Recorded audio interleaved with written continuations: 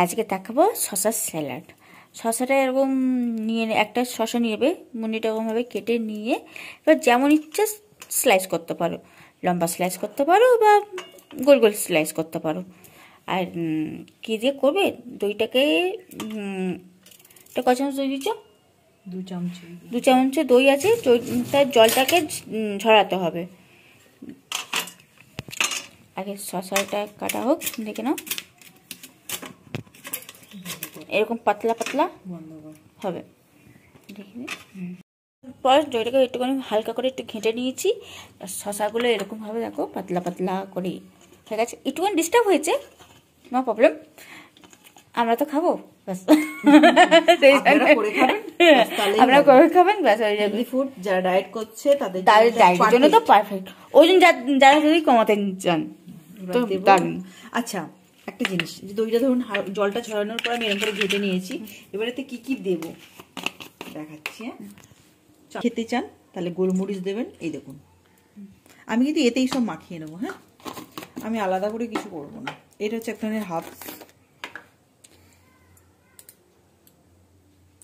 অল্প একটু দূর থেকে দেবেন, বড্ড হাসি আসে, নাকটার ভেতর ফরফর করছে, বুঝেছেন? আচ্ছা, জিভের স্বাদ যদি কেউ চান যে সুন্দর করবেন, এটা এই যে দিয়ে দিলাম। আচ্ছা, নুন দেবেন সামান্য, আর নুনটা যেন ভাজা হয়, বা সি সল্ট, আমি সি সল্ট দিচ্ছি, ঠিক আছে? সি সল্ট দিলাম আমি, মানে দেখবেন। আর একটা 3টে নুন, একটা সাদা নুন, একটা লালচে নুন, আর একটা হচ্ছে কালো নুন, ব্ল্যাক সল্ট, সি সল্ট আর হোয়াইট সল্ট কুকিং এর জন্য। তো এখন তো সব কুকিং এর জন্য হোয়াইট সল্ট ভুলে গেছে, মানে সল্ট ভুলে গেছে। এটা ভালো করে মাখিয়ে নেবেন, কথা কথা অনেক কিছু বেরিয়ে গেল। তো তার জন্যে সবসময় সি সল্টটা ব্যবহার করবেন, এতে উপকার বেশি হয়। হ্যাঁ, এইবার আমি এটাকে এর ওপর দেব। কেন মাখিয়ে নিলাম বলুন তো?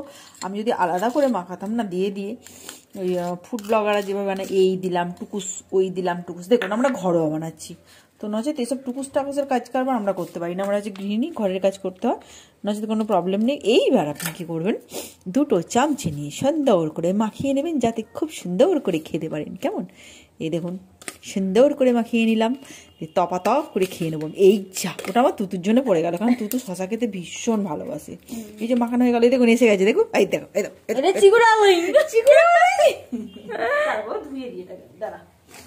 অনেকে হয়তো ভাবছেন যে শীতকালে আমি দই কেন দিচ্ছি এতে। আচ্ছা, দই কিন্তু খেলে ঠান্ডা লাগে না, এটা ভুল ধারণা, প্রত্যেকেরই ভুল ধারণা, কারণ এটা ভুল ধারণা করানো হয়েছে। আর আরেকটা জিনিস, যখনই দই খাবেন, দইয়ের বাটি দেখবেন আগেকার দিনে, এখনো পর্যন্ত গ্রামের দিকে আসবে দেখবেন কিছু ঠাকুমা আছে, দই যদি ভাঁড়ে খেয়ে থাকে বা বাটিতে দিয়ে থাকে, খেয়ে থাকে, তারা কি করে বলুন তো? দেখাচ্ছি আপনার কি করে, এটা কেন করবেন আমি সেটা বলে দেবো। জল দে তো, এই যে বাটিটা এরকম ধুয়ে জলটা খেয়ে নিতে হয়, কারণ পুরাণে একটা কথা আছে, দই যদি এঁঠো দই কোনোদিন পাতে রাখতে নেই, এতে বিপদ বাড়ে। রাবণের যে বিপদটা বেড়েছিল তার জন্য। বুঝতে পারলেন? হেলদি ডায়েট করে খাবেন, ভালো লাগে, লাইক শেয়ার খাওয়াটা দেখিয়ে দেখুন খাচ্ছেন কেমন। এই দেখুন,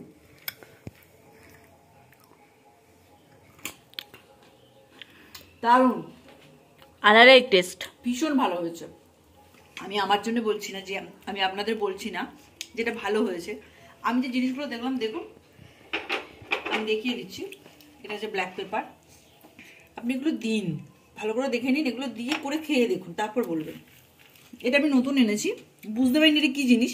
99 টাকা দাম নিয়েছিল, মোড় থেকে নিয়ে এসেছি, কিন্তু এটা যেভাবে খাওয়া যায় আমি জানতাম না।